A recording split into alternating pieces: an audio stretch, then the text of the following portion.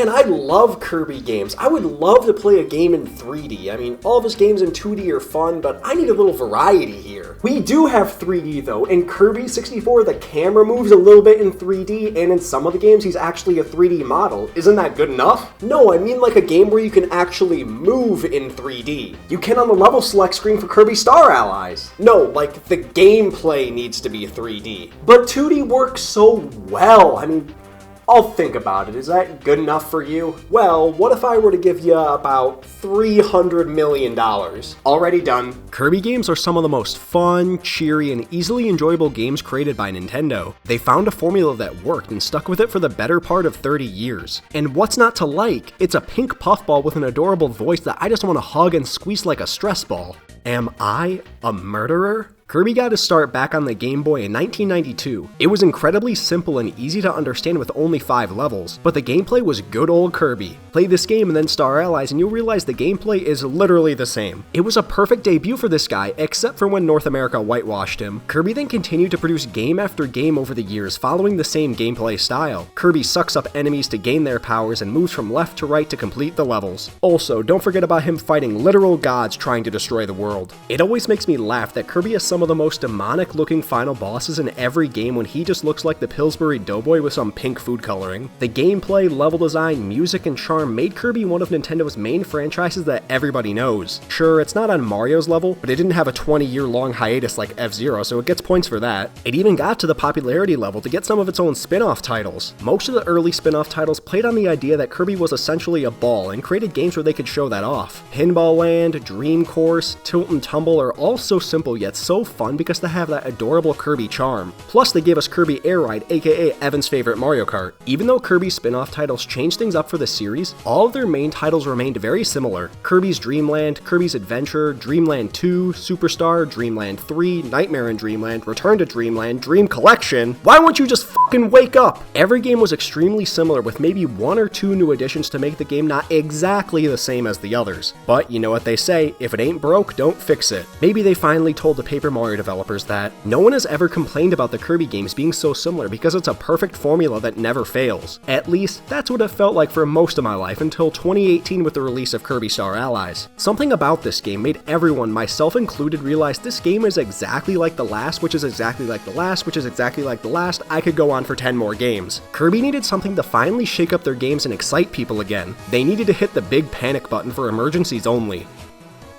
No, that's only for really drastic situations. Gotta go with the other button.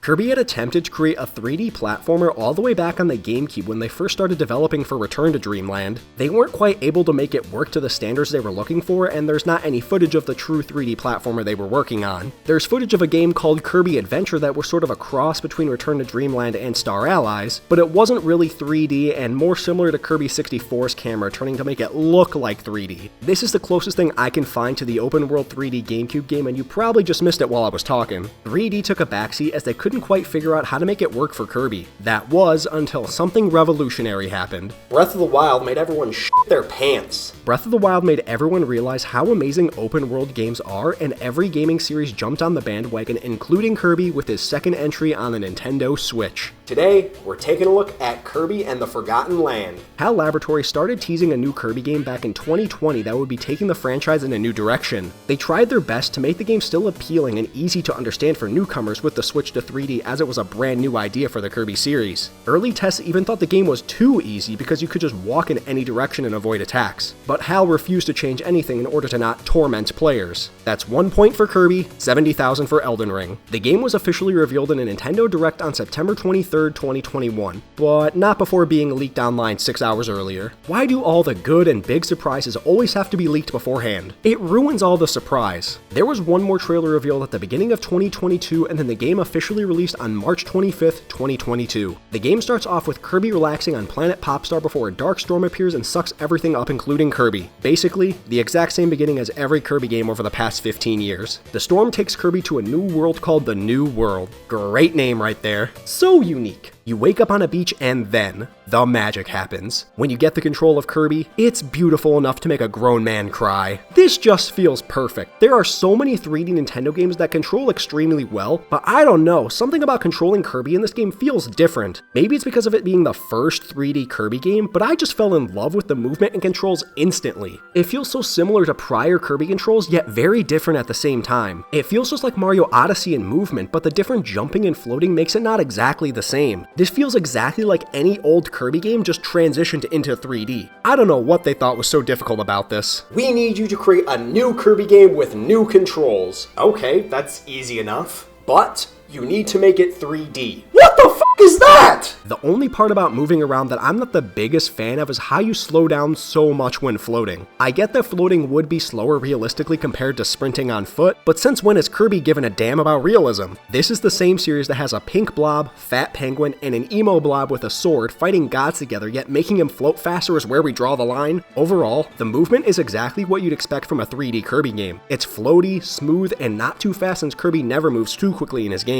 And the abilities that Kirby can use are just like every other Kirby game, just in 3D. We have the return of tons of classic Kirby abilities like sword, fire, hammer, and so many others. I don't really think I need to go into detail about how different they all are and rank them from best to worst because I don't want to make this an hour-long video, but I will if you want me to. The large variety of abilities is one of the most interesting and intriguing ideas in every Kirby game. It makes the game stand out and allows for so many different possibilities with battling, enemies, puzzles, level design, and so much more. There's not one ability that you can just try and use the entire game. You need to switch up your choices in different levels because if you try to use sword for the whole game, you'll probably still win, so bad example. But even with the differing abilities which make the game unique, there's another aspect to the abilities that I like even more. Each copy ability has upgraded versions which are more powerful and some of the most badass looking things in a Kirby game. And we're talking about a series with Bandana Waddle Dee. Pinnacle of badassery right there. Just compare the normal fire ability to the volcano fire and then the dragon fire. This made me want to set my own head on fire just to get these powers. I don't recommend it. To get these ability upgrades, you need to collect blueprints throughout different normal levels and obtain rare stones from the Treasure Road levels. The Treasure Road levels are all different time-based challenges for different copy abilities, which really helps you master that specific ability. And sometimes the time limit can be really strict. If I have to try to beat the Master of Mouthfuls level one more time, I'm gonna lose it. That's another new ability for this game. Kirby normally sucks up enemies and gains their power, but in Forgotten Land, Kirby can suck up inanimate objects to give some really,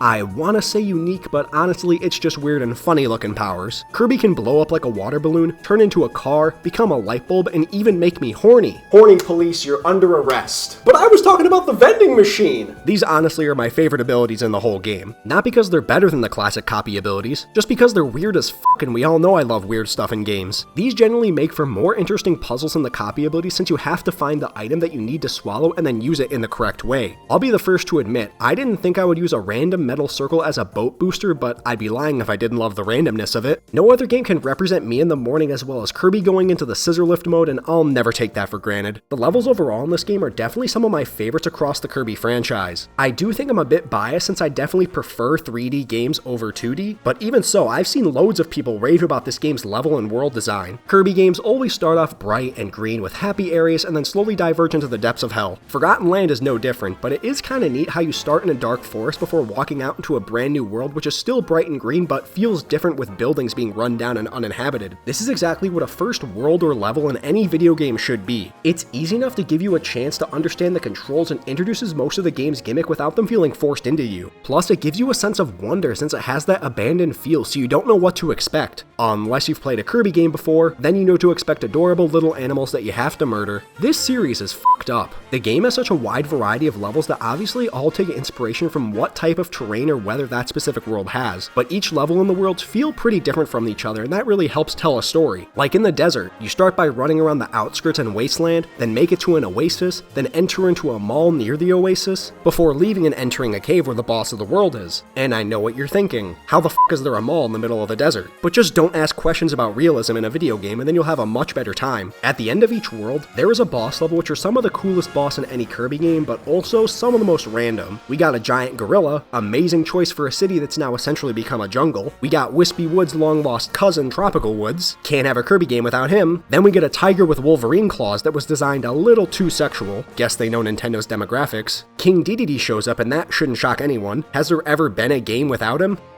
My point exactly, he needs to be here. Then there's a mentally handicapped armadillo, and this was the first one that really made me say, what the hell is that? Didn't help he was also the most difficult for me, so from now on I hate armadillos. And lastly, King DDD returns, except now he's way crazier and acts like some weird animal beast that's gonna kill you.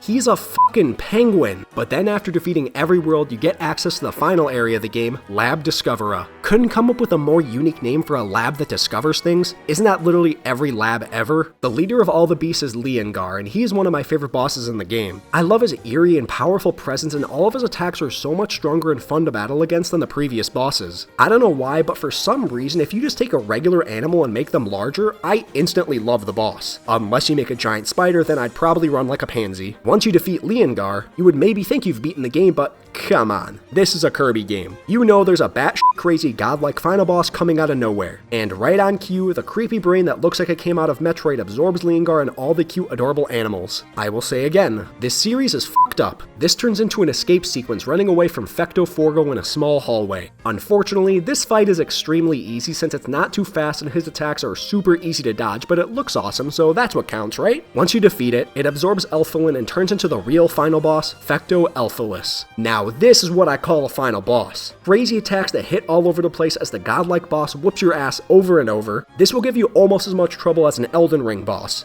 I said almost. Kirby always has some of the best final bosses in any Nintendo game, and this is easily one of the series' best. Especially how it ends with Kirby using its mouthful ability to suck up an entire semi-truck and ramming it straight into its face. I gotta give major props for them for making this the most ridiculous ending, somehow emotional and also beautiful. Defeating the final boss isn't the end of this game, however. Oh no, you can enter Forgo Dream stages, which are more difficult versions of the worlds in the main game with more powerful versions of the bosses at the end too. The best way to describe these bosses is to just imagine you're fighting the original but while on drugs. Whoa man, I'm tripping balls. That monkey is going bananas. Dude, you're not high, that's just what the game looks like. But what about, that was just the heroin, you're fine. These fights all culminate with the secret final boss, Chaos Elfilis. It's exactly the same as the original boss, except 20 times harder, and you'll probably switch out the game for a better game by the 10th time you lose. This was easily the hardest boss I've ever fought in a Kirby game, but I'd be lying if it also wasn't the most fun. I'm really starting to realize that I might have an addiction to pain and suffering. Kirby and the Forgotten Land is easily my favorite game in the series. It took that classic old Kirby 2D style and transitioned it to 3D just perfectly. He's just a little pink sphere and ball of cuteness and adorableness. He's perfect.